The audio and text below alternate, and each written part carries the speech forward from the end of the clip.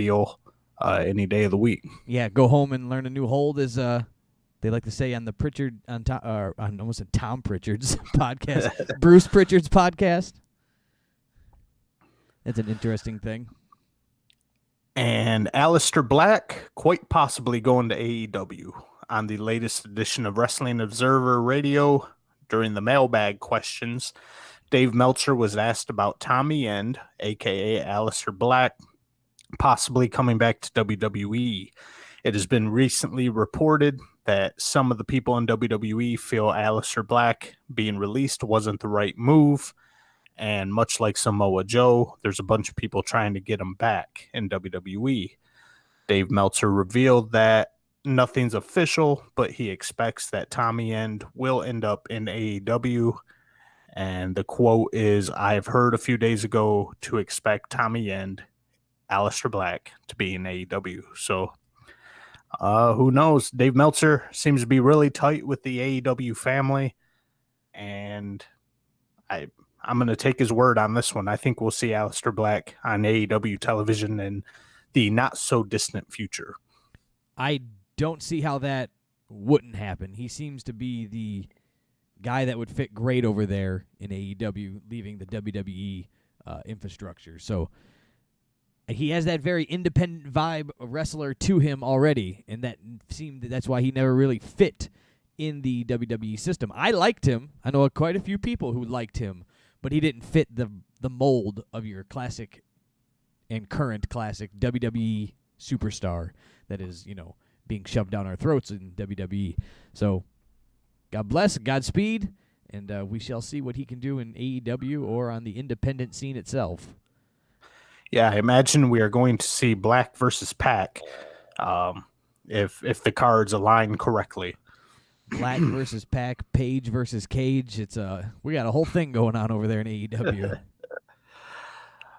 And some super sad news there. Paul Orndorff, WWE Hall of Famer, star of WrestleMania 1, is in terrible, terrible condition. A video surfaced online. The video was taken by his son.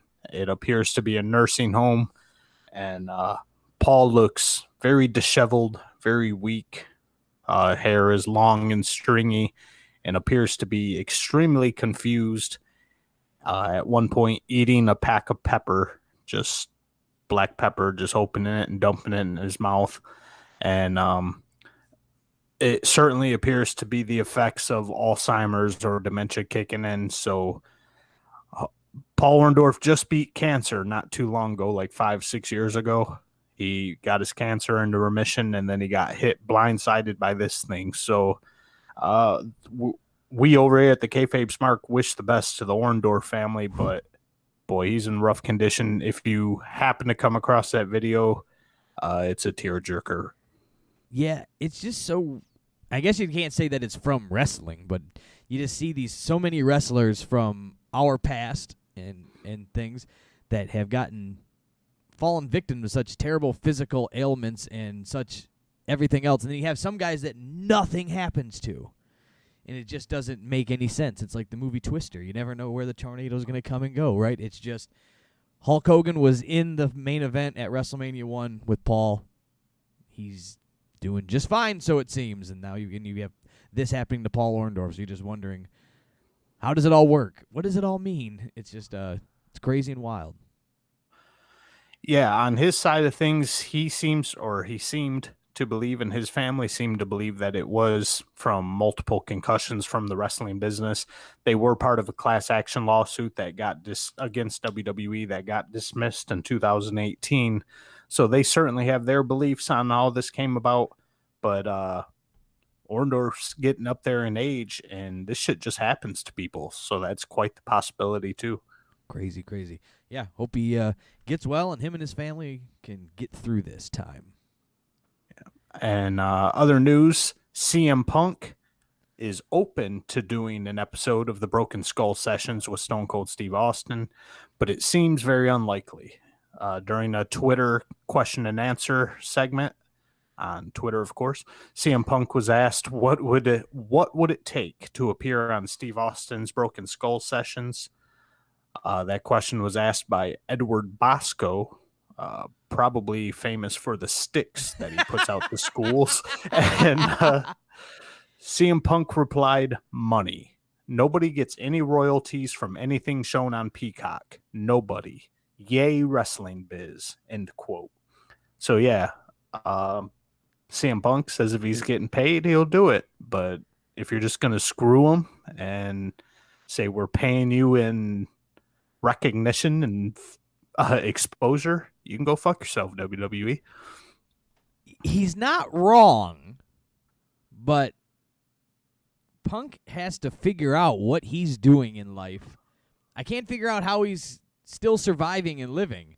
This punk rock mentality where DIY, I'm going to do it myself, screw the man, only going to last so long. I'm not sure how much he got paid over those few years when he was on top in WWE, but maybe he's real tight with his money, but he's got to figure out something to do, right? And get in the public eye. He just disappeared forever. I mean, I know he did that little stint on that WWE Backstage. Was that what it was called? That show on Fox? Something like that. That was on Fox. But, like, he can't go away forever and then think that when he comes back, people are going to care. There's like a finite time to be on the shelf, and eventually you come back and you go, who cares about this? Right. I mean, he's still ripe for the picking. If AEW signed him, I think everybody's heads would still collectively explode. And he must have been smart with his money. He has a lot of shit. I'm sure he got paid big time from UFC back in the day. So I'm sure he's okay on money right now, or else he would be in AEW. Yeah, and it's not necessarily just the money. It's just the fact of like being able to be a brand or be something, right? He's just nothing. He's just a Twitter coach. Isn't that his name on Twitter? Coach. Coach. It's just weird. He just seems lost. And he's got a merch store over at Pro Wrestling Tees, so I'm sure he's so does doing Andre okay the Giant. that. He's dead. So what's that? Right. So he's I don't know. I don't see a lot of them out there, but his brand's still out there, and who knows? We'll see. But as of now, Punk's not selling out to no Peacock. He says the cock can eat a cock. Does that double as our Peacock news this week? Oh, yeah. That was our weekly Peacock news, everybody. More talents have been released from WWE. No big surprises here. It all seems to be people that I would say needed to be released. First of all, we've got Fandango. Fandango has been with WWE for roughly 15 years, and he's had the same gimmick for all 15 years of them, and that gimmick has gone nowhere. So at the ripe old age of 39, I think it's time to pack your bags, Fandango, and see what else you can do. Not only did Fandango get released, but so did Tyler Breeze. So the whole Breezango got released. Yes, the Breeze knees also got released, and rumor on the street has it that he has opened a wrestling school with the chairman over in AEW. What's that guy's name? Sean Spears, Brittany's cousin. Sean Spears and Tyler Breeze have opened their own wrestling school. So who knows where that's going to go? I don't know how old Tyler Breeze is, but WWE decided they were going in a different direction. Everrise, an NXT tag team, has also been released. August Gray, which it wasn't he the guy doing some shit with Toothless Tim over there, Timothy Thatcher. I want to say August Gray had a half-ass feud with him. Okay, I think so. I got lost for a second. Yeah. Tony Nese, which I couldn't pick him out of a lineup if you had a gun to my head. And probably the biggest name on there, Dillian Kane, which is that little Pipsqueak's partner. What's that Pipsqueak's name that's over there? Brian's out of commission. You know who I'm talking about, that little blonde fuck. Yes, I know who you're talking about, but now you throw me on the spot and I get confused. Yeah, whatever that guy's name is, who was teaming with Dillian Kane, the off-brand Braun Strowman there. Dillian Kane is out the gates. You can't be dying laughing. Dillian Kane also released a very long-winded statement on Twitter regarding his release. He didn't even put it into words. He put it into pictures because it was so long and arbitrary. But so I didn't even bother reading that. But Nikki Cross, who is Dillian Kane's real-life wife and female star over in WWE, responded to his post on Twitter saying, "The whole world is waiting for you, my love.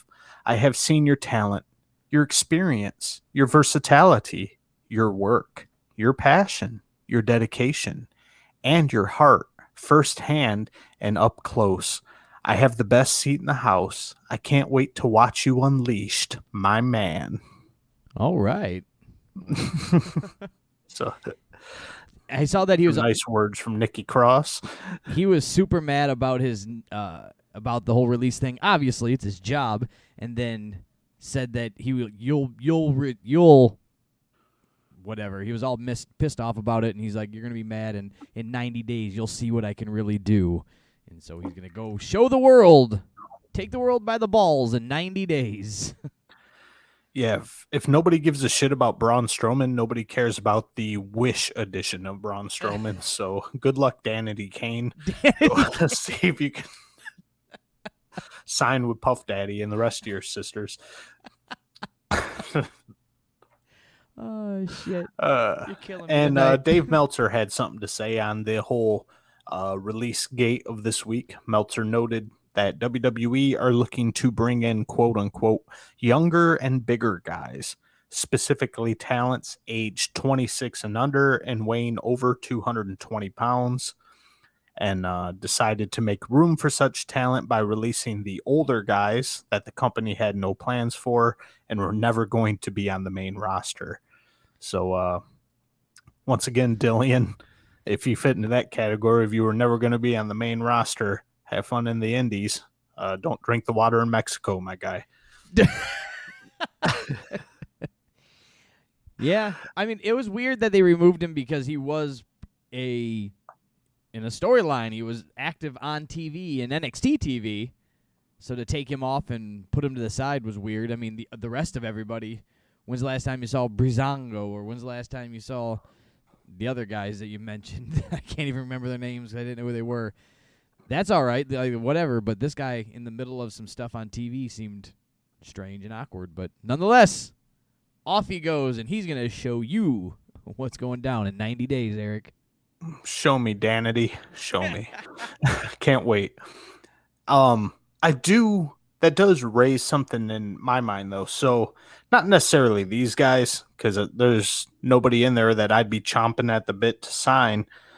But with WWE releasing all these guys and their previous release that they had a couple weeks ago, if you were AEW, wouldn't you kind of take a step back and reevaluate your own roster where you could get rid of the shit stains on your canvas there? You can get rid of your God, I don't know, you can get rid of that weirdo Dance is Funny, and the answer is yes. You need to go back and look at this. There's a reason why the biggest company is cutting names.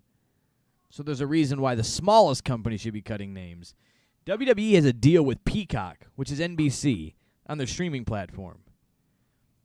I don't know if this is 100% true, but I'm going to guess they can make up and put on their own TV shows. WWE does all the... There's no money out from Peacock. WWE has always done all their own TV shows and then released it to them for streaming or for airing on NBC, right? Saturday Night's Main Event. WWF put that on and then gave it to NBC to air. So what I'm getting at is AEW doesn't have that. Now, they have Turner Broadcasting with 2 channels. WWE's in with Fox, USA, NBC, Peacock, the whole 9, right? They got that whole weird family going on. And they're cutting names. They're cutting live content type stuff. They're bundling it down. AEW needs to think about the same thing, unless they're going to keep doing YouTube shows. If you're going to be YouTube sensations, then you got that. Or you're going to take it to Twitch. I'm not sure. Maybe they're going a whole different angle with it, which is fine.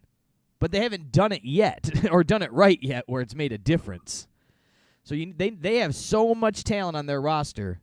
How they can manage it and give anybody and keep people happy is beyond me. And part of the reason I brought that up too is I know you don't want AEW, or nobody really wants AEW just to be a bunch of WWE cast-offs, but some of these cast-offs are way better than the talent you have. Would you rather have Dillian Kane or Joey Janela? I think I would take Dillian Kane in that one, you know. That weirdo who dances a lot, or Luther. You're paying Luther. Wouldn't you rather have a Tyler Breeze than a Luther on your roster?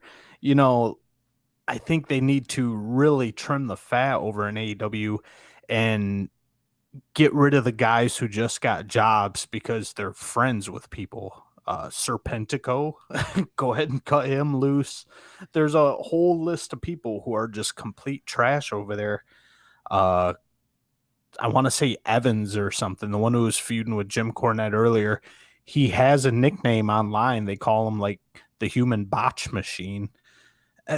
Is that somebody you want on your roster, possibly hurting himself and hurting other talent? And so I think AEW just was on a signing frenzy and signing anybody who knew anybody.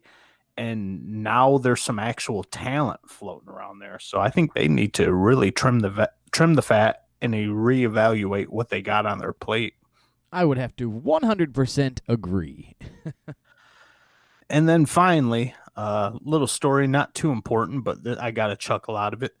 Vince McMahon attended Dave Chappelle's comedy show at the Premier Theater in Mashantucket, Connecticut last Saturday night. Not the one that just passed, the one before, I think. Photo surfaced of Vince McMahon with Donnell Rawlings backstage at the show. Stephanie McMahon was also just kind of chilling in the background on that one. First thing first, Vince McMahon, he's a little out of touch. Do you think that he thought Ashy Larry was actually Dave Chappelle when he took that photo? I can't see Vince McMahon knowing how to actually laugh. Yeah, what he's doing at a stand-up comedy show, I wouldn't know unless he's looking for more writers for Raw. Maybe he's just out there just seeing Vince being able to relax in a public setting and laugh and carry on and be a human. I just don't see it. He's like a Sheldon from Big Bang Theory. He just doesn't know how to operate in public settings. Right. And then the other reason I bring this story up is anyone out there, if you haven't seen this photo of Vince and Donnell Rawlings, please go out of your way to see it. Because by the looks of Vince McMahon's face, he's giving The Undertaker a run for his money when it comes to how many times they've went under the knife. Vince has had...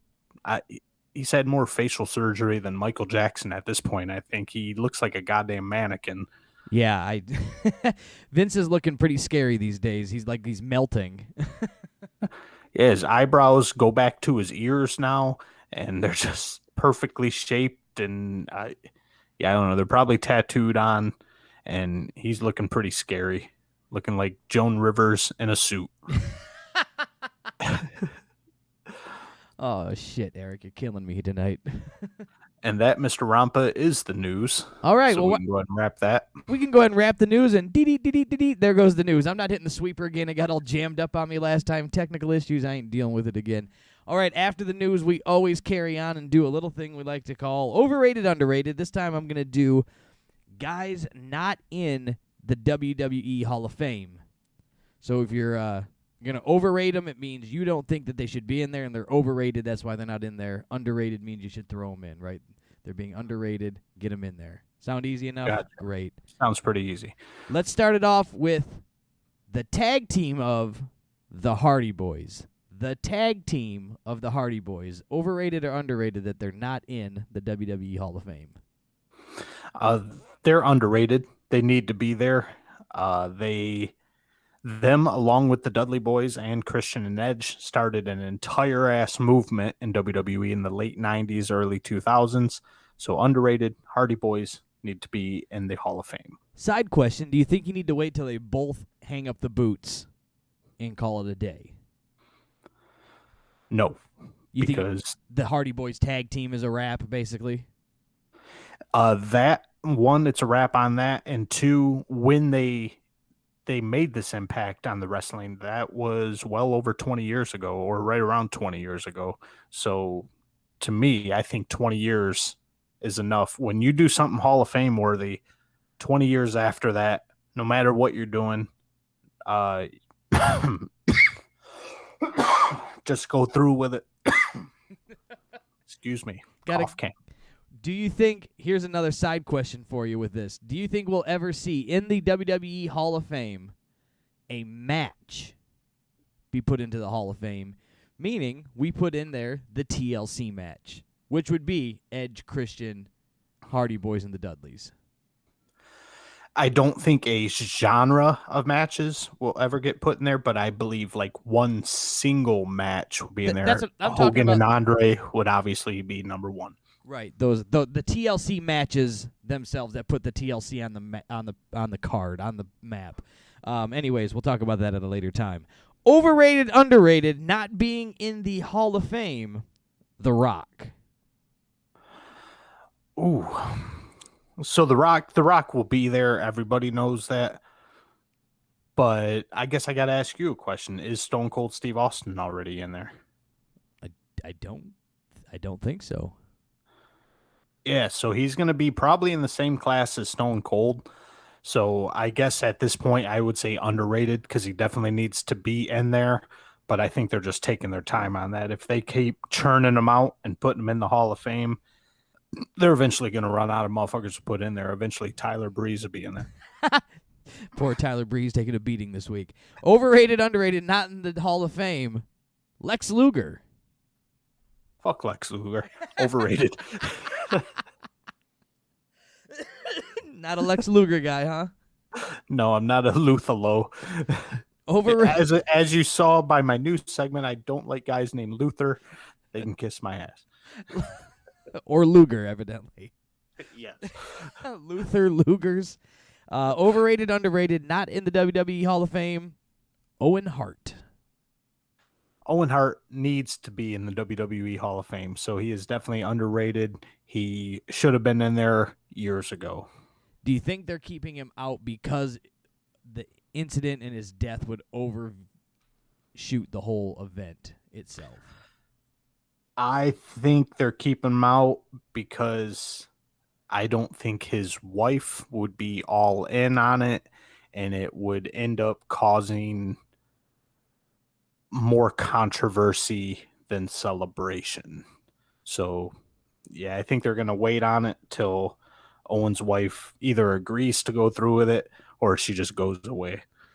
Here's a nice big softball for you. Overrated, underrated, not in the WWE Hall of Fame, The Undertaker.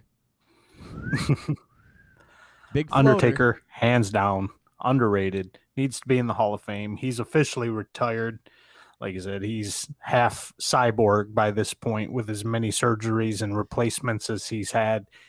He's not coming back for any type of run. Just throw his ass in there. Yeah, I believe they're waiting and holding out so they can have a big, big moment for the Undertaker in the Hall of Fame, especially with COVID shutting us down, live crowds, and all the things along those lines. And they will be in Texas this year, was it? So there's always the possibility they're going to throw him into this mix for the upcoming Texas year. That would be the time to do it. And that is all I got for you for the overrated, underrated WWE Hall of not in the Hall of Fame edition. So we're saying the Hardy Boys should be in, Owen should be in, Undertaker should be in, The Rock should be in, and fuck Lex Luger. I think you hit the nail right on the head there. We got the synopsis right on point. All right, and now we're going to move in and tear apart the, I almost said AEW Hell in a Cell, the WWE Hell in a Cell pay-per-view from last week. All right. Last Sunday, Father's Day, was our day for Hell in a Cell. And Father's Day was our day for Hell in a Cell. WWE, I think I want to say last year, 2020, every goddamn match on the card was a Hell in a Cell match. And this year they they eased off of it a little bit because too much of a special thing makes that thing not special anymore. So I think this was a few regular matches sandwiched between two Hell in a Cell matches, if I remember correctly. This is perfect. It doesn't need to be like the Royal Rumble is every match isn't a Royal Rumble match. So Right, they don't have the mid Carter. precisely. They don't have the mid Carter Royal Rumble, then the Tag Team Royal Rumble, and the Intercontinental Championship Royal Rumble, and the European 24/7 I-96 7-Eleven. Don't give him any ideas, Brian, because there's going to be a tag team Royal Rumble next year. Now that you opened your fat mouth. All right, lead us through this, Eric. What the hell went down last Sunday? All right, so last Sunday we started things off hot with Bailey taking down Bianca Belair, who is the SmackDown Women's Championship. This match, of course, for the SmackDown Women's Championship. Um, we got clear, defined babyface and heel in this one. Everybody loves Bianca. Bailey is a obnoxious fucking twat. And she immediately, Bailey being her pronouns pal, immediately is grabbing chairs and trying to attack Bianca Belair right off the bat with the weapons. We get some goofy shit in this match as expected.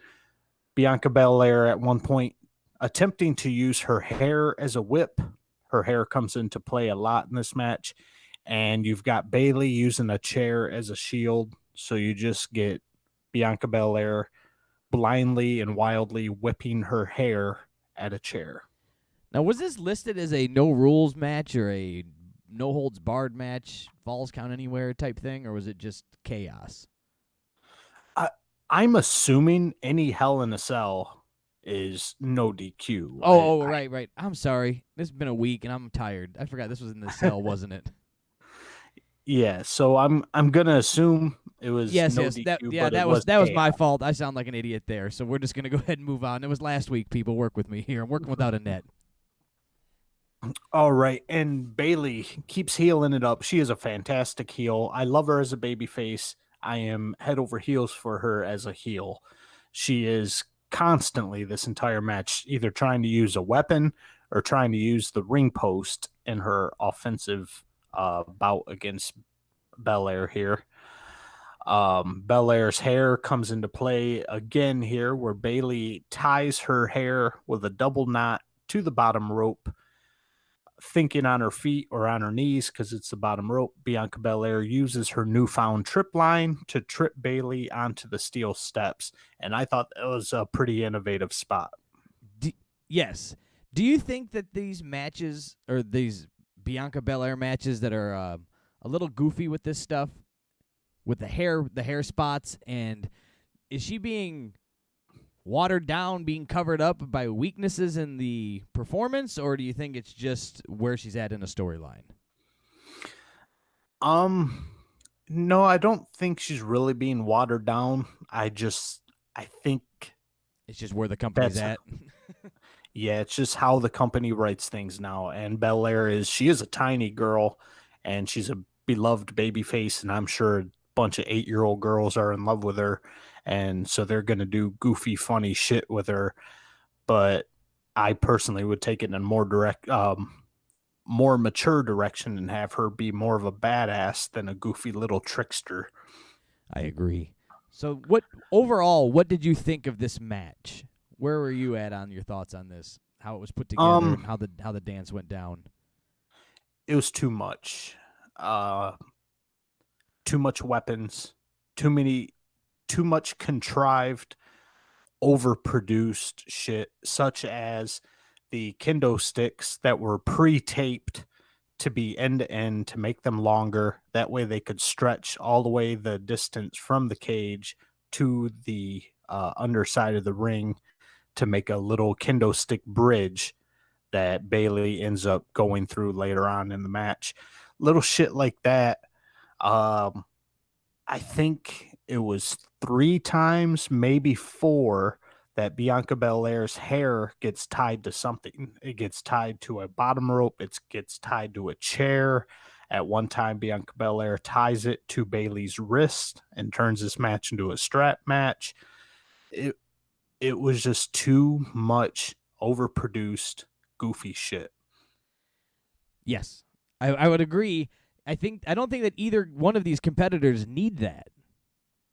I think No, they don't. They can be in a Hell in a Cell match, but it doesn't have to be so overdone. The original Hell in a Cell matches were just guys in a cage beating the hell out of each other, but it wasn't these trick spots set up with bridges built with tables and kendo sticks reaching across this way and building traps to hold people in with kendo sticks so they can't get.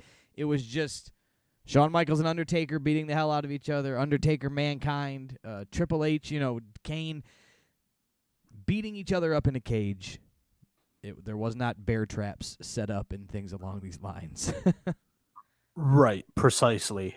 These two, because they're both fantastic performers. As I stated before, Bayley is a amazing heel, and Bianca Belair is a great babyface, and they can both sell their asses off. Um, Bayley can go from being a snotty, obnoxious heel where she's yelling at Michael Cole. She can flip that and be a little chicken shit heel running for her life from Belair. And Belair sells her ass off and gets sympathy from the quote unquote crowd and from the viewers at home very easily. So these two are great performers and they don't need all these weapons. If you want to add a little brutality to it, have a chair, maybe the little step ladder that they use in the end, but just way too much. Way too many weapons and goofy shit. But in the end, Bianca Belair ends up hitting the kiss of death on Bayley onto the ladder, and she retains her championship. There you go. Belair retains the championship. I foresaw that coming because, well, they haven't had it on her very long. I know WWE's been known to shake things up quickly these days, but I just didn't see them yanking that off of Belair anytime soon. But I just thought the same as you, Eric. It was just a little mucked up in the works of what they had going on in this match to kick off the pay-per-view. Yeah, it almost seems like WWE very famously, everyone was talking about this, pulled the Rey Mysterio and God damn it, the head of the table. Why am I fighting to remember his name? Roman Reigns. They pulled that match from the pay-per-view and put it on SmackDown the couple days before. So maybe they just told everyone, extend your match an extra 5 or 10 minutes. And because all these matches seem to go on forever for me. Yeah, this pay-per-view overall was a little flat and a little boring, but we shall discuss that as we move on. All right. And out of this entire pay-per-view, there was 2 matches for me that I really liked, but they both had terrible endings.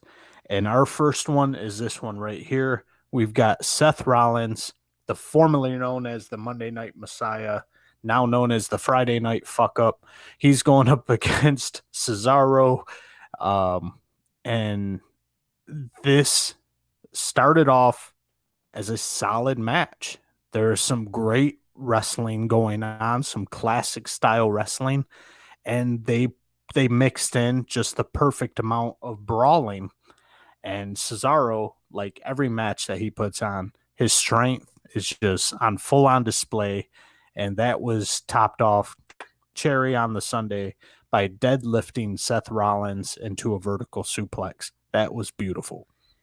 Do you think holding back Cesaro is what do you think is holding him back from being the guy? Is it the WWE not giving him the push?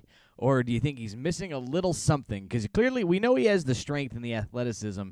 Is he missing a little bit more of the personality end that you needed in professional wrestling to really carry over the top? He is missing a Jim Cornette or a Paul Heyman. A mouthpiece? A Bobby Heenan. You put one of, Bobby Heenan, we have to get a Ouija board to have him manage Cesaro. But You put Cornette or Heyman in Cesaro's corner, Universal Champion, WWE Champion. You can slap any belt on him you want, and he's carrying the company. Cesaro is that solid.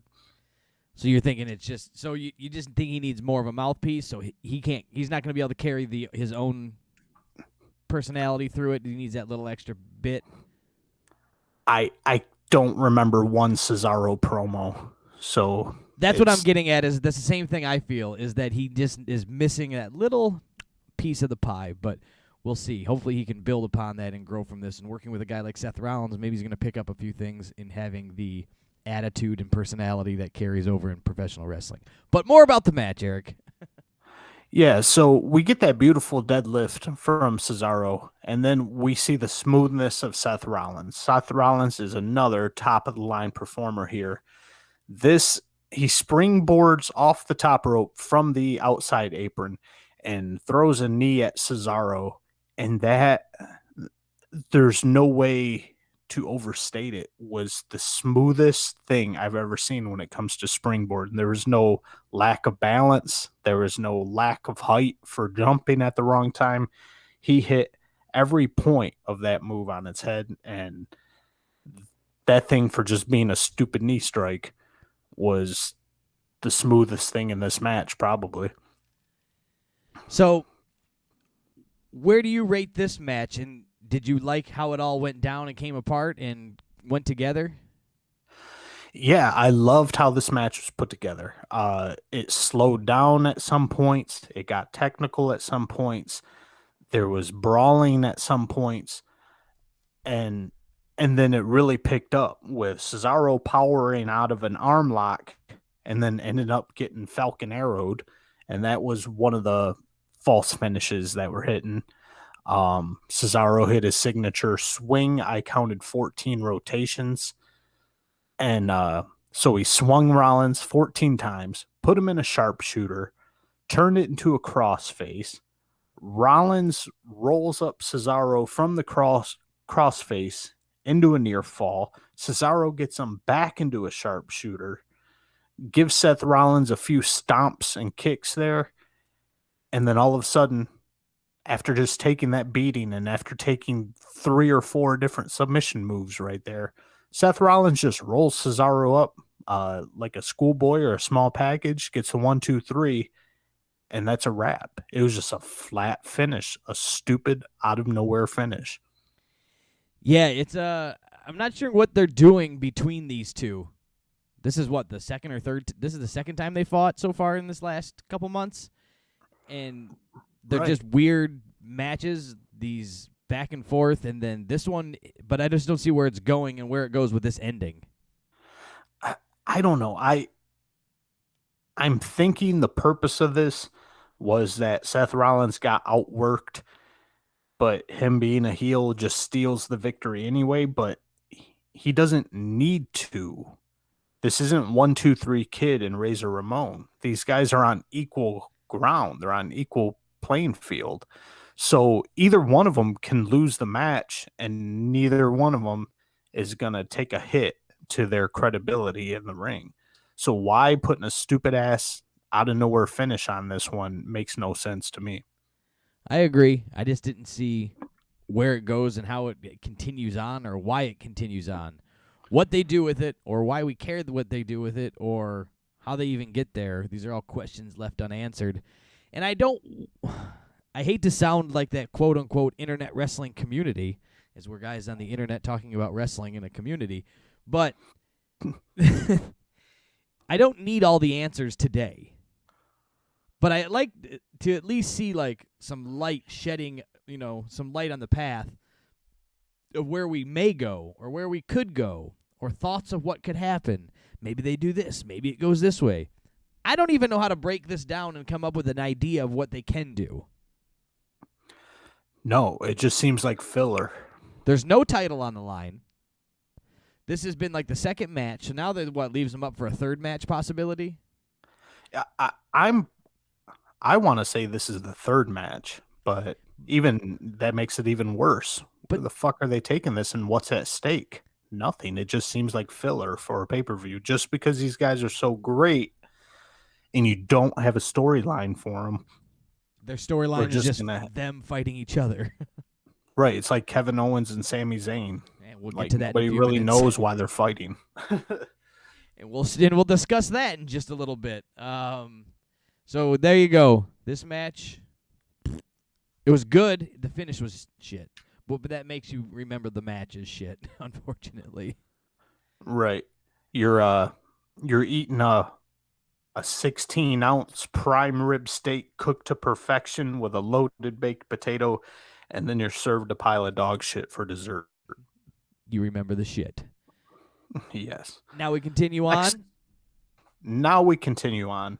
I didn't watch any packages until this one came up. I think my fast forward button came loose, and I ended up watching the package between Alexa Bliss and Shayna Baszler, and watching this entire shit show nightmare before my eyes of Shayna Baszler curb stomping Lily, Alexa Bliss's doll, and then running for her life throughout the arena and locking herself in a locker room and basically losing her mind over this possessed doll.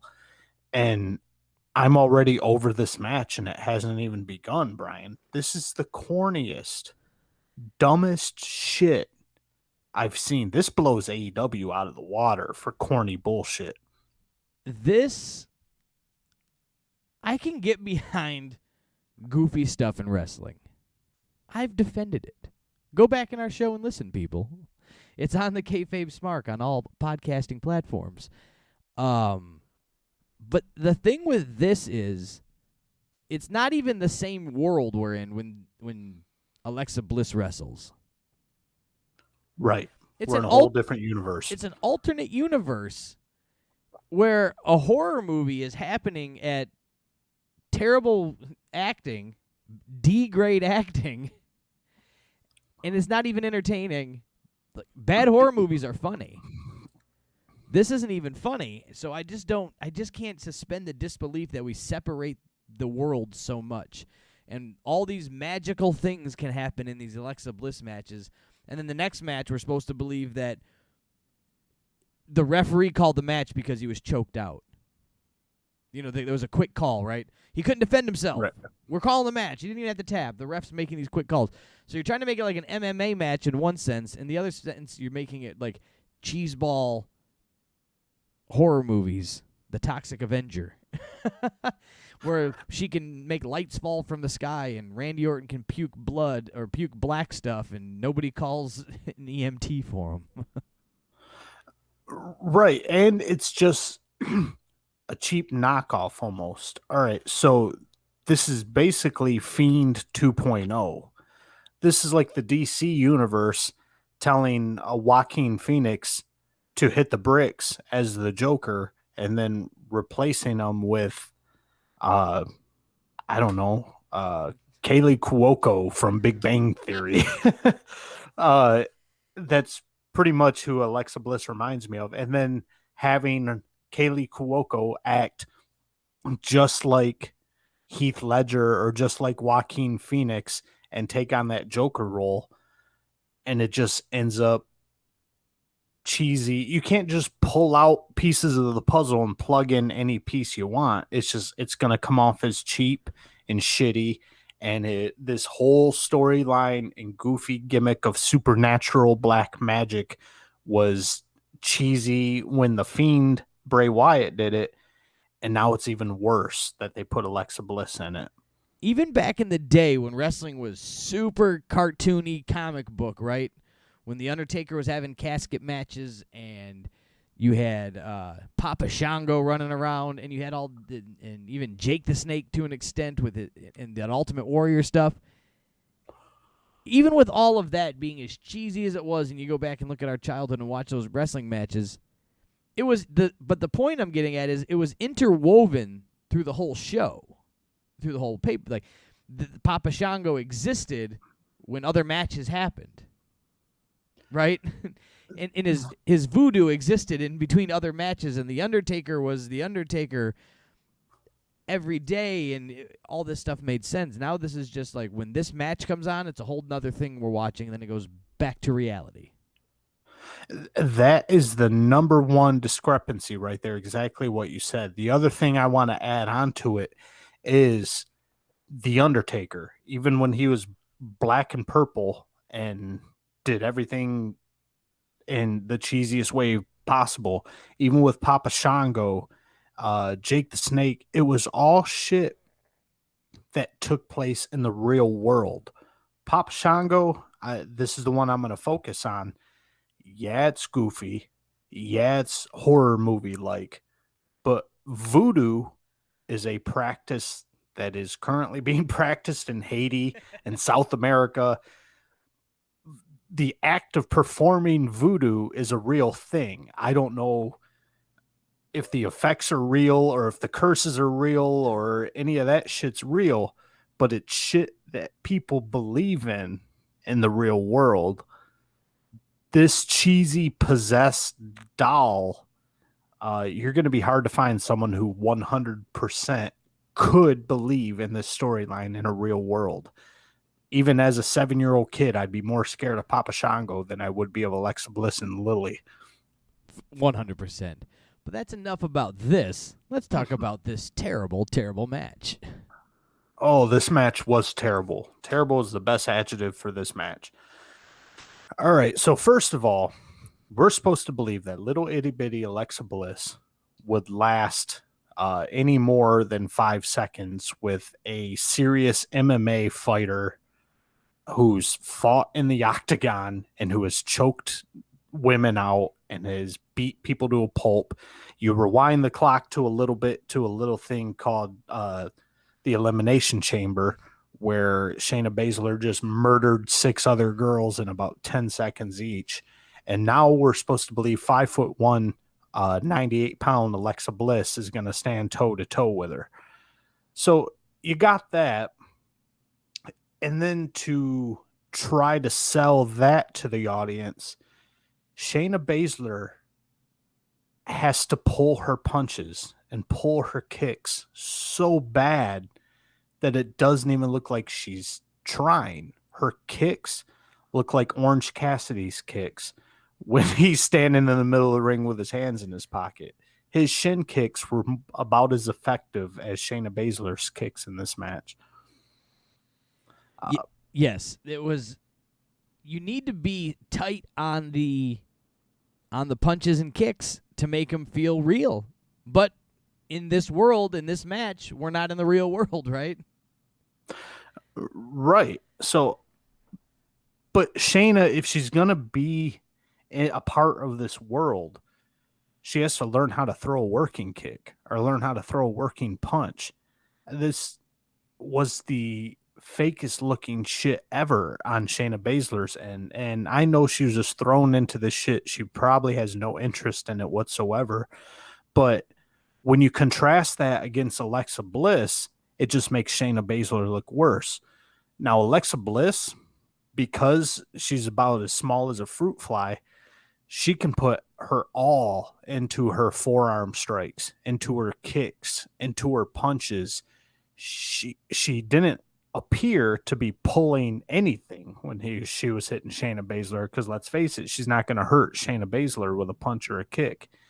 And then also Alexa Bliss, she is 100% into this character. This doesn't look like an idiot girl just doing improv.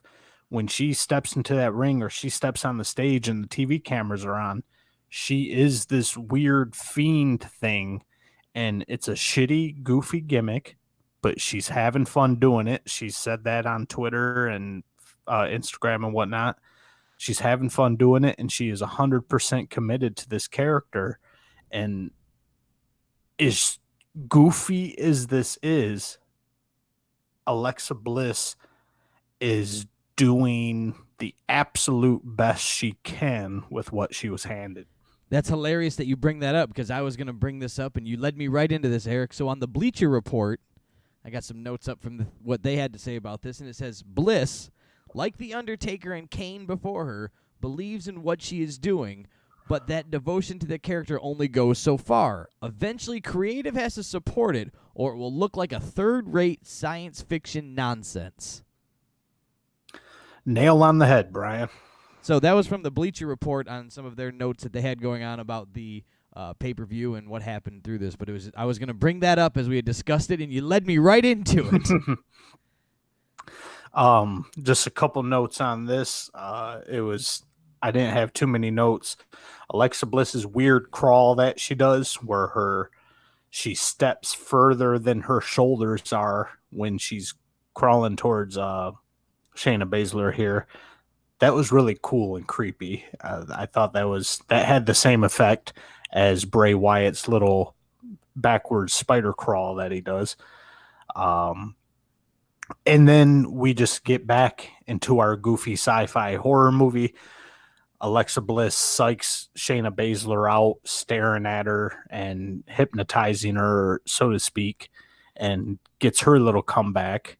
While Shayna Baszler's out of commission, Alexa Bliss takes that time to hypnotize Nia Jax, and you see them lock eyes, and you see Nia Jax just go out of it, and Alexa Bliss motions her hand. Nia Jax mirrors her movements, and Nia Jax slaps the ever-living shit out of Reginald.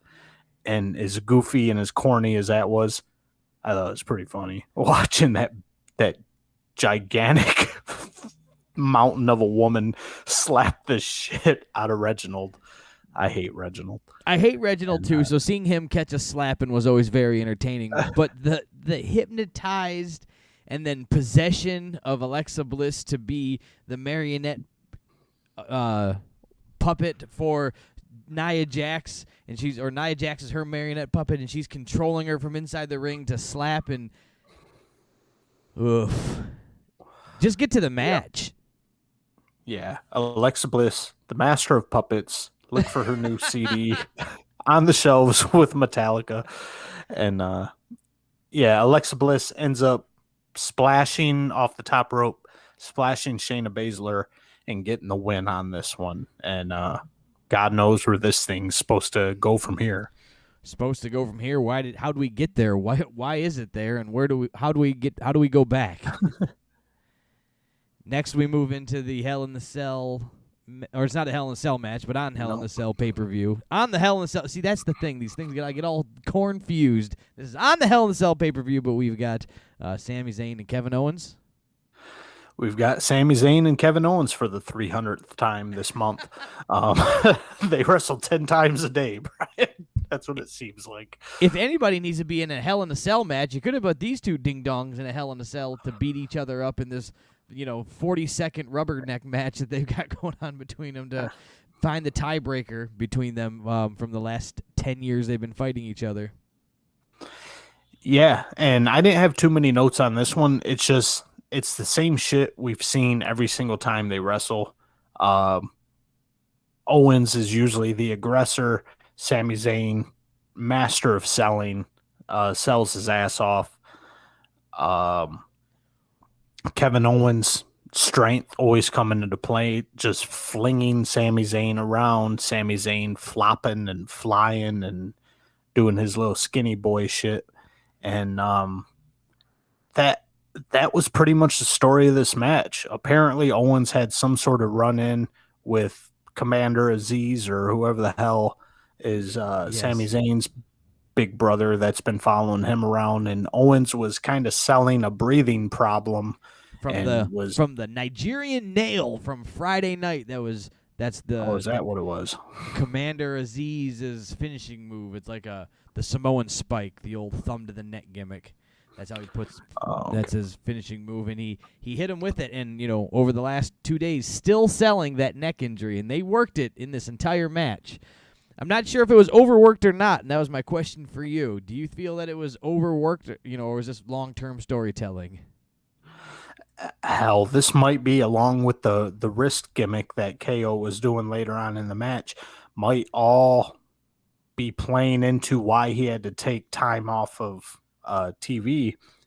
But if Commander Aziz's spike can still be affecting Kevin Owens 2 days later, and making them basically vomit during the match, then what the hell was it when Umaga was doing it? It, guys would take the Samoan spike and then be on TV the next day perfectly fine. So, Well, that was like, I Disco Inferno did a finishing move in WCW called the Chartbuster, and Stone Cold Austin did a very similar move in WWE called the Stone Cold Stunner. And in one show, it would put people into epileptic seizures and flip them across the ring, and they would die. And on the other one, you were a curtain jerker on the opening card that couldn't get a title if you bought a replica at the merch stand. So, it's just how things go in this world, Eric.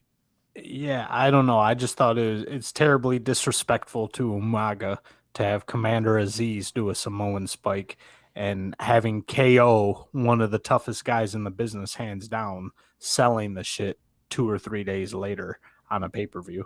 Do you feel that these two get flopped together because of their supreme chemistry they have? Oh, absolutely.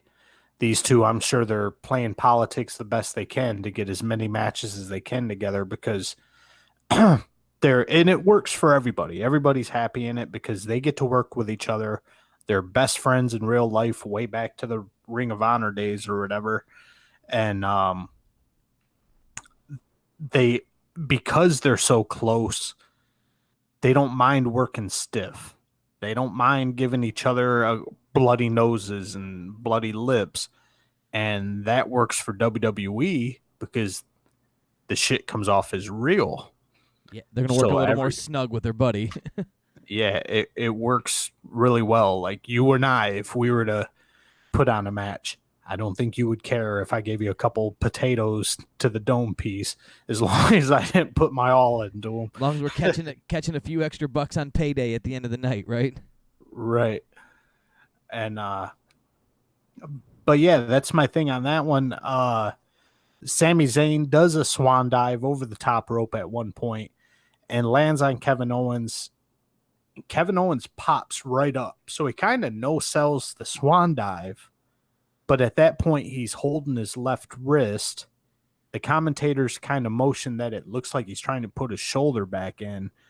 So I think if the wrist was storyline, the commentators, Pat McAfee and Michael Cole, would have been a little more informed on the situation, or Keith Saxton or whoever the fuck was commentating on this match. They would have been a little more informed on the thing because they seemed just as confused about it as we were.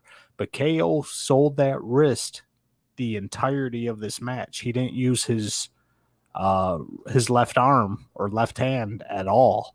It was just dangling. Now, unfortunately, he could have been injured, and here I am just thinking he's a great wrestler. Or he's a great wrestler, and he really isn't injured. But that's where he's left me thinking this entire time of watching this, is not knowing which way he's really going.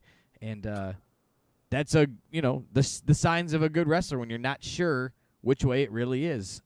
And that's what I like to do. That's where I want to be. And he did a damn good job of it. He either sold it really well, or I fucking hope he's going to be feeling well soon. Right. And we never know. And that just adds more to these guys' chemistry and how good of workers they are. Yeah, they were both just selling their asses off. We can't tell if they're really hurt or not. Sami Zayn's bleeding from the mouth. And they get just the right amount of brawling in this match. They get just the right amount of back and forth before Sami Zayn hits his haluva kick, seemingly out of nowhere, and gets the pin on KO. So this just continued the story of the night, just weird finishes that come out of nowhere. No build up to the finish. It's just kind of blah, blah, blah. This match is going to keep going, and then just snap out of nowhere, it's over.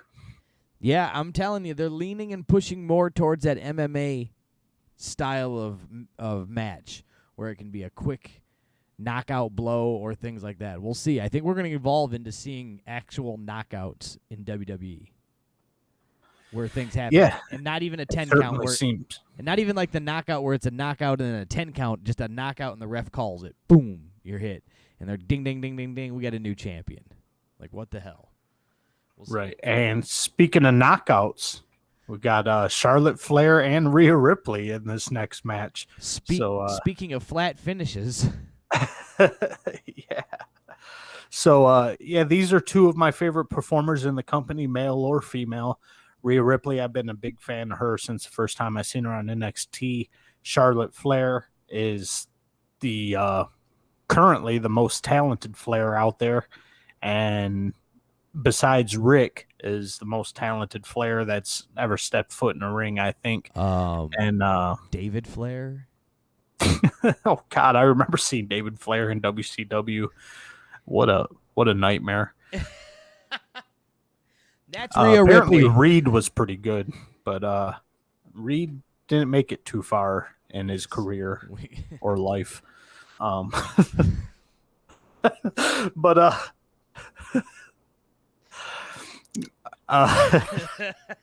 anyway, starting this thing off, Charlotte Flair seems to be in control from the beginning of this thing, and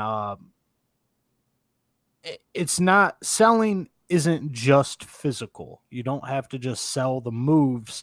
Rhea Ripley puts on a clinic basically emotionally selling. I believed it 100% in this match that Rhea Ripley was frustrated as shit going through this thing with Charlotte Flair. She sold the shit out of it. She was just annoyed. Everything she tried to do, Flair seemed to have an answer for it. Flair uses a simple move like a chin lock and turns it into one of the most real, devastating moves in this entire card, Brian. She held like a 30-second chin lock on Rhea Ripley here and used it to manipulate her and control her. And with Ripley's face selling the pain and frustration, this chin lock was one of the best moves of the night, which is insane to say out loud. Right, that's taking it back to some old Harley Race winning with a belly-to-belly suplex, winning with a regular suplex. You're going, what? But when you can do the little things right, you can do everything right. And that is the art of selling. We spoke about it before. I'm not a professional wrestler. Never been in the ring. I mean, I've been in a ring, but not to anything legit. It was at a comic book convention, and we were just having some fun and goofing around. Now, if I remember correctly, I was trying to do an elbow drop, not from the top rope. We're talking about in the middle of the ring. I tried to drop an elbow. I ended up with a concussion, and you ended up with a 3-hour Charlie horse in your thigh. Yeah. So that's how professional we are in a ring. None the professionals. But when you can make those little things entertaining, like a chin lock, and you're holding these people in, and you're holding them in a headlock, you're holding them in a abdominal stretch, and you can sell this. But this is a two-way street, though, right? There's two people in this still. So that's what gets forgotten about, is it's not just the selling, it's the seller that has to be all in and making things look right. So these were just the little things that were done right between two professionals in the ring. Long story Precisely. short. The strikes from both of these girls was unbelievable. The strikes looked super... Well, I say unbelievable as in how good they were, because they were very believable when the strikes were coming through. Rhea Ripley's drop kick is a work of art. Her drop kick is just beautiful and smooth. We see Rhea Ripley put the clover leaf on Charlotte Flair here. Charlotte Flair rolls out of it and sends Rhea Ripley into the turnbuckle. Just the smoothness and the chemistry between these two. If you go back a year and a half to WrestleMania 2020, these two had the best match of both nights, and these two are killing it for match of the night here. We get a natural selection on Rhea Ripley for a near fall, a little more brawling going on. We see it was a little clunky on the execution of it, but still a pretty devastating looking superplex from Rhea Ripley on Charlotte Flair. And when you saw the clunkiness of it and how Ripley ended up taking a huge part of that of her own suplex, they were smart enough and were able to think on the spot enough to where they both sold the shit out of that superplex. Oh yeah. I'm telling you, this was all put together. These two know how to work together and made it look great. Another quote here from the Bleacher Report. It says, Charlotte Flair could carry a broomstick in a great match. Luckily for her, Ripley is significantly better than an inanimate object and more capable of carrying her own against the measuring stick of the women's division. So that just tells you right there, even, it's being noticed by everybody that, obviously Charlotte Flair is great and Rhea Ripley can do and hold her own. You put these two together, you're getting fireworks. Precisely. We get shades of Ric Flair here. This thing was spot on here with Rhea Ripley hitting a riptide on Charlotte Flair. We get the 1-2, and at the last millisecond of the count, Charlotte Flair's ankle and foot pops up, bottom rope, breaks the count.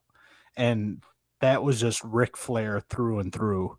And I thought that was super smooth, a nice little homage to her dad there, and just keeping the legacy going on those little things. The little things. It's all about the little things in this match. And then we're approaching the ending here, which was Botchamania worthy. Charlotte Flair hits a spear and a figure four on Rhea Ripley. Rhea Ripley ends up dragging Charlotte Flair to the outside. They're brawling a little bit on the outside. They both end up kind of bent over near the announce table. Rhea Ripley rips up the little light guard or whatever that keeps the light off the monitors, and it hits Charlotte Flair in the face when she pulls it up. Ding, ding, ding. Disqualification. Charlotte Flair wins by DQ, but does not get the title because title doesn't change hands on the disqualification. Now I ask you, Brian, they played this thing off. The whole ending didn't make sense. This was a fantastic match, shitty ending, filet mignon with a shit salad for dessert. We've seen this spot a bazillion times on every card we've seen where that piece of the table gets pulled up and hits somebody in the face. Has it ever been a disqualification before in your experience that you can remember? No. And the referees let so much go, and we're going to leave AEW out of this conversation. But the referees in WWE let so much go for the most part to make a call on this weird thing here. They're either, I don't know. It was different. It was different. This was the night of experimental finishes for sure. And why would they do that? I'm not sure. Is it to obviously they want to keep this feud going? Is it to stretch it out to a big pay-per-view? Is it to Charlotte Flair, she came back fresh from a nose job. Does she got a bounty on her nose? Like, if you hit me in the nose piece, it's a disqualification and it's a wrap on the match. I'm not sure where we're going with this, but it was definitely a weird, unforeseen finish. It makes you get another match, though, because she got the W. Charlotte got the W but didn't get the belt, or the title. So clearly you're going to get them back in the ring together. Right, and that was part one. Her getting gingerly hit with the top of the announce table, which did no damage, resulted in a DQ, which is never a DQ any other time. The other part that didn't make sense is they played it off like Rhea Ripley did it on purpose, got disqualified on purpose to retain the title, which for the last 189 years or so is a heel thing to do. But in this match, Rhea Ripley is clearly the babyface. Charlotte Flair is clearly the heel. They play it off with Ripley doing a heinous, snaky act to retain the title, and then Flair reiterates that by saying, "You're learning, bitch," and maybe we're kind of puts the seasoning on it that Rhea Ripley is maybe turning heel sometime in the future or getting snaky. maybe this is a long-term storytelling rollout here where we're going to see this some snaky things and see Rhea take this slow turn to heel and seeing that bring Charlotte back to being a babyface. This could be a slow turn here. This match, unlike the one that previously that we were talking about where we don't know where they go with it, Cesaro and Seth Rollins, this one leaves an open-ended opening discussion about where they go. Does this mean they're doing a transition? Are we going to switch from heel to babyface in the middle of this feud? That's interesting. We could see it. They could roll that out over several weeks where Rhea becomes more aware of dirty tactics to become the dirtiest player in the game with the Ric Flair name going here. There's a whole lot of things they could do, and they could be very interesting. Or it could have just been a one-off random thing. So we'll have to see in these next coming weeks on Monday Night Raw and in the upcoming WWE pay-per-views if they can make this last.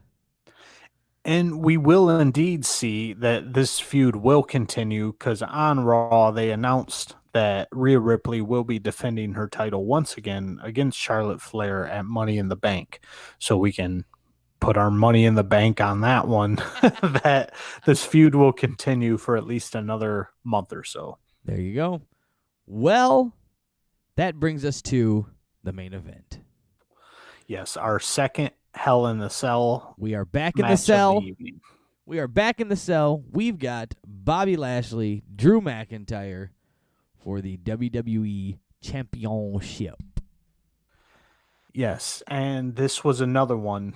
This, just like the first match on the card, was just overdone and drawn out, and they took what could have been a nice 15-minute solid match because these two performers are top notch, and they just stretched it out into a god knows how long, but it felt like 6 hours on my end.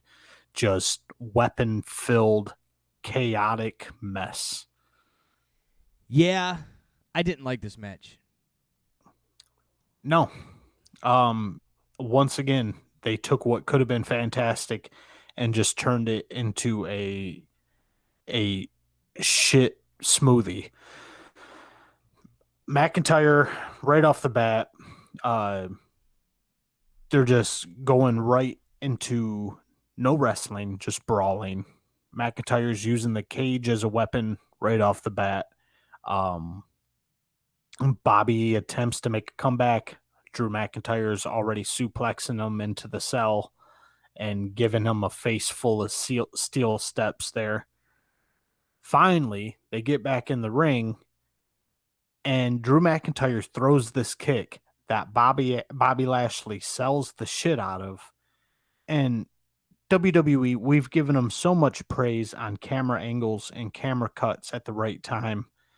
This kick, Brian, I'm not exaggerating, missed Bobby Lashley's face by a solid 10 inches. And WWE caught every frame of that shit. And it was just, ugly, ugly, ugly. Ugly, ugly, ugly is just the words to keep describing some of the shit that went down in this lovely, lovely match. Yeah, and now we have kendo sticks. In my experience watching wrestling, Brian, something like a kendo stick has more effect when they're used sparingly. If you rewind 2.5 hours or so to Bayley and Bianca Belair, they used the kendo sticks abundantly. They were constantly using kendo sticks during that match. So now that Bobby Lashley and Drew McIntyre are bringing out kendo sticks, it's just kind of like, we just saw it a couple hours ago. They shouldn't have been in this match at all because they were in the first one. Right. If you want an effect, if you want a ooh and a ah from the audience on a certain weapon like a kendo stick, you can't just go back to the well when you just emptied the motherfucker a couple hours before. They do get a few things in here that weren't used before. MVP, the minute I saw him with a cane, I knew that cane was going to get used, and they didn't disappoint on that one. Bobby Lashley gets the cane from MVP and immediately goes for McIntyre's throat. And that was like, okay, you guys are trying to get a little creative there. You're using weapons from the outside, and MVP doing his thing as a heel manager, uh, passing the weapon into the ring. And that worked for me. But the weapons just overall were overused.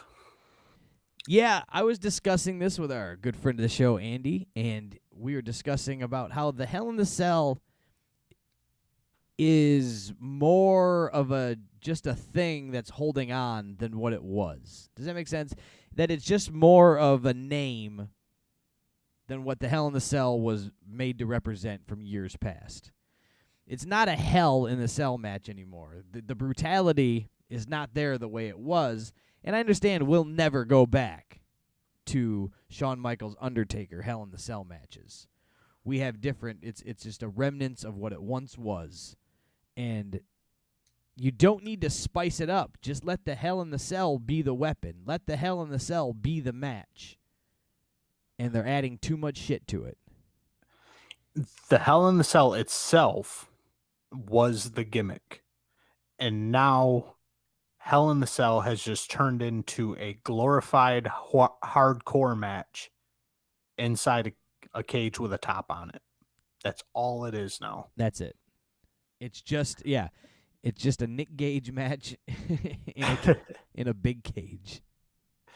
Nick Gage in a cage. And they finally get back into the ring. They barely used the ring in this entire match. Everything was on the outside.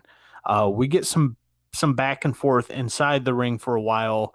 McIntyre's bringing chairs in from every angle. Flapjack and Bobby Lashley onto some chairs. We get a little hurt lock action and a few false finishes, and then we're back to the outside, Brian. Drew McIntyre goes after Bobby Lashley with the steps, and Bobby Lashley, this is where he flips his bitch switch, and he goes wild on Drew McIntyre, seemingly smashing his head between the cage and the steps 3 or 4 times there.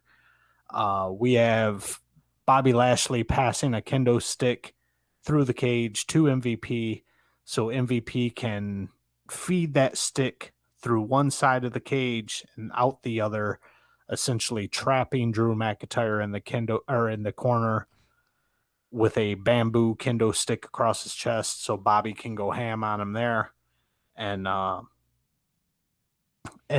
then we finally get back in the ring, and we're praying that this thing's coming to a close, and then we just get more sloppy shit. Bobby does a couple chair shots on Drew McIntyre here, slamming his face into chairs. But the first attempt, Drew McIntyre's face is probably a good 12 or 13 inches away from hitting the chair. It was just hands and going to the side, and Drew McIntyre sells the shit out of it. If you're going to use the chairs, you got to commit to the chairs. Yeah. I mean, you can't say I'm going to use a chair, miss you by 1.5 feet, and expect you to sell it. If you're not going to do it, don't. If you're not going to do it right, don't fucking do it. Don't do it. Just leave it alone, because it's going to look bad. And camera angles are telling all of the story these days. And there's so much. It's not. Camera angles always told the story. Obviously TV is the main seller of this product, but TV is the only seller of this product now where video is, because people aren't there live. So they're not getting out on the house show loop anymore and practicing some of these things that you may do, some of these spots, whether in a Hell in the Cell or not. How many times did they say that, Razor and Shawn did the ladder match on the house show loop before they went to it at WrestleMania? Multiple times, 10, 20, 30 times, whatever. So they're not getting out and practicing that. And then nowadays, though, with these bad camera angles and doing things that you're not going to commit to, they live forever on the internet. It's just there.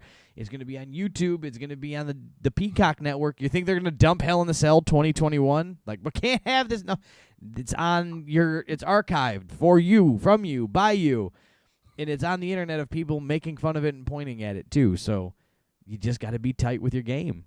Commit to it. That's all And it with is. these two guys, that shouldn't be a problem. Why it's a problem, I don't get it with these two. They're both damn near 20-year veterans. Right. And you just need to commit to the shit. That's it. Yeah. We're back in the ring, and this is where the backward shit just keeps on going. We're selling Drew McIntyre hulking up, getting ready to make a comeback. So he is no selling kendo stick shots to the back. Bobby is wailing on him with a kendo stick. Drew is no selling. About 5 minutes later, we get a good shot of Drew's back, and he looks like Passion of the Christ with just the marks on his back. And he no-sold every single one of them. But he's going to sell a chair shot to the face that missed him by 1.5 feet. This is the most bass-backward shit I've seen in a hot minute. We need balance, people. We need balance. We get a goofy ref spot because this thing didn't have enough overdone, overused spots already. Now we got to throw in the whole knocked out ref gimmick, which leads to the cage being unlocked so another referee can get in, which leads to MVP sneaking into the cage. And for some reason, the referees just go ahead and lock the cage back up while MVP's in there. Don't get a couple referees to drag MVP out of the Hell in the Cell before you lock it up. I got in. I guess that's just the way the cookie crumbles. Now, I agree with you, and then I disagree that this could have been, keyword, could have been, a very interesting angle to having MVP involved. And again, the story of the night is we fell flat with this possible angle that we could have worked with here. You could have had a whole bunch of things happen with MVP in the ring or in the Hell in the Cell and being involved in the match. And he didn't really do that. He just kind of came in and was able to stand on the outside of the ring as a manager. Right. He could have certainly did some underhanded shit, and he just does flat, cheap heel manager things as if it was a regular match. At this point, the cage has nothing to do with anything. It's not even keeping people out anymore. No, they just unlock it and let anybody in. Drew McIntyre hits a Claymore for the finish on Bobby Lashley here, and MVP stops the ref from counting. So there's goofy heel manager thing number one. Drew ends up getting pretty angry at that point, going after MVP. I guess the cell does come into play at this point because they locked it back up with MVP in it. MVP can escape Drew's rage. And this time Drew McIntyre, quote unquote, hits MVP with a Claymore, but this one missed MVP's face by a solid 10 inches. And MVP sells the shit out of it. Bobby Lashley gets a hurt lock on Drew McIntyre.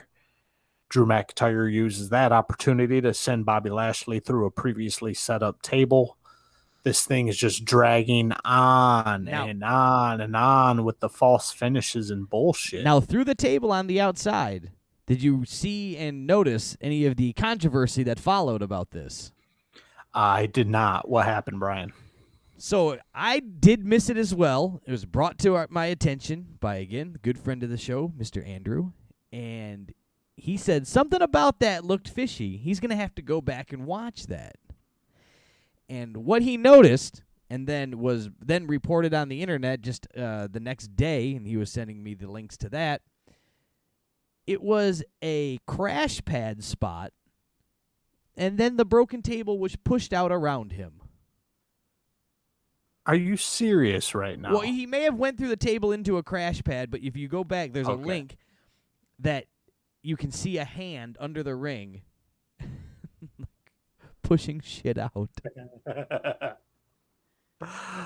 Oh my God. Andy was like, it looked weird. Something was off. I noticed, and so we were talking about it, and he goes next day. See, told you, and it was uh this whole thing about people. There's the crash pad gate. So yes, and I was saying during this to him that this is bananas that they're doing this because it just doesn't make sense. Because you're not going to be able to do it when they go on these live tours, right? You're not going to be able to do crash pad spots. And such a stupid thing to do it with. It's not like it was a Kevin Owens elbow drop off the Titantron and you use a crash pad. This was just throw somebody out of the ring through a table. That's run of the mill in wrestling.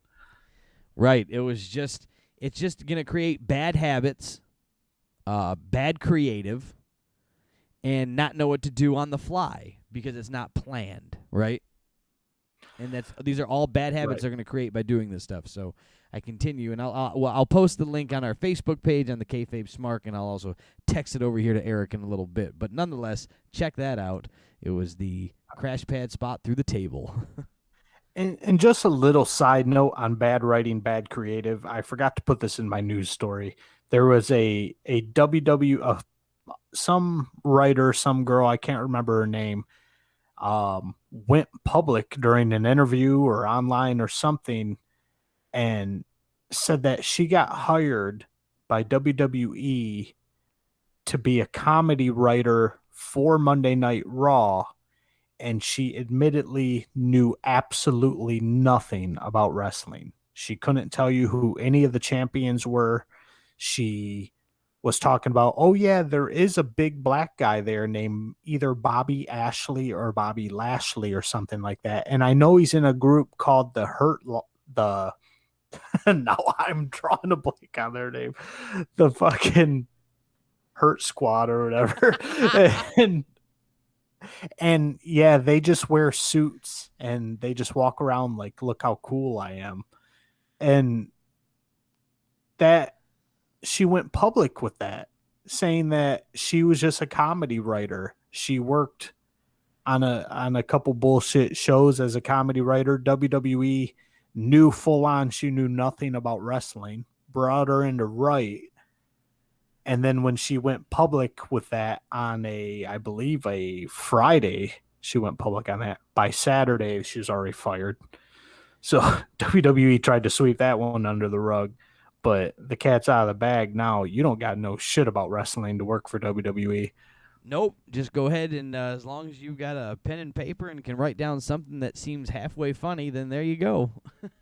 Yeah. And the Hurt Business walk around like they're really cool guys. And but back to the action here, Brian. We get Drew McIntyre hitting 6 chair shots on Bobby Lashley at this point, which essentially are no sold. Chairs don't do shit to the Bobster. Bobby sends Drew McIntyre off the apron and through a table. Which one was the goofy one? Was it Bobby Lashley going through a table or Drew McIntyre going through a table? When Drew went through it. Okay. So it's probably this one. And then we get a future shock on Bobby Lashley. And Drew McIntyre is setting up for another Claymore, but MVP grabs Drew McIntyre's leg in the corner, which distracts him. Bobby Lashley gets a quick roll-up on Drew McIntyre for the pin to retain the title. Another shitty, flat, out-of-nowhere finish. So MVP, who needs a cane to walk around, can grab the leg of Drew McIntyre and hold him steady for Bobby Lashley to come over and get a quick roll-up into a pin. That's the finish in a Hell in the Cell match. We have seen... Just the way you said that. It just accentuates it so much. The Hell in the Cell match. We got Mankind and Undertaker from 98. We got Shawn Michaels and Undertaker. We've got these amazing Hell in a Cell matches. And then in this one, MVP grabs Drew McIntyre's leg so that the champion, Bobby Lashley, can throw him in a schoolboy real quick. An old fat man named MVP that walks with a cane held the former WWE champion's leg so tight. The former champion who squashed Brock Lesnar. Don't forget that. Yes. Held him so tight that he couldn't do anything to lose to a schoolboy. He has lashings on his back from Bobby Lashley. and yet lost Lashings from Lashley. And yet lost to a schoolboy. A nice schoolboy roll-up. What the hell? That was the finish. And that was the finish of the pay-per-view as well. Yeah, that's the note we went off on. And just to quote Mr. Jim Cornette one more time, this fits it perfectly. Flatter than a plate full of piss. Flatter than a plate full of piss. Indeed, Eric. That was Hell in the Cell. Flatter than a plate full of piss. From top to bottom, this thing got a big in my book. Story of the night. Thumbs down across the board, except for the Cesaro match, which ended up with a flat bullshit finish, and then the Charlotte Flair Rhea Ripley match, which was another great match with a shitty, terrible, shit Sunday ending. Let's not take, I say just overall, it just wasn't anything to write home about. There was some good things in there, the two matches you've mentioned, and also I'll give some props to Kevin Owens and Sami Zayn, even though it was the 709,152nd time we've seen these two idiots wrestle. They still do a good job. Right. But just nothing that left you going, I'm going to go back and rewatch that. Yeah, there was one spot, Brian, that makes me want to go back and watch this. Go see this the crash pad gate. I want to see the crash pad skit with hands coming out from underneath the apron and not zombie hands chasing after Cameron Grimes. Hands McGillicuddy here. Well, that was the KayFabe Smark podcast. That was our episode from this week. We'll be coming at you this coming week. I'm not sure. We got a holiday week coming up. We got some crazy things. We might have to hit it a little early, but nonetheless, we're always here. We'll get a podcast out. Maybe a little early, maybe a little late, but we'll get it done. Once a week. Keep you on your toes. Just keep an eyeball out for us. We're never missing out. But once again, make sure you follow us on all the social media things and type in the KayFabe Smark on any of those Twitters and no Twitters, but on any of those Facebooks and Instagrams and such.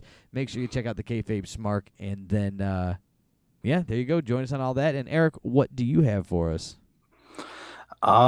Nothing beyond that, except one little phrase that I like to throw in at every end of the show, and that is, hooty hoo, we out the gate.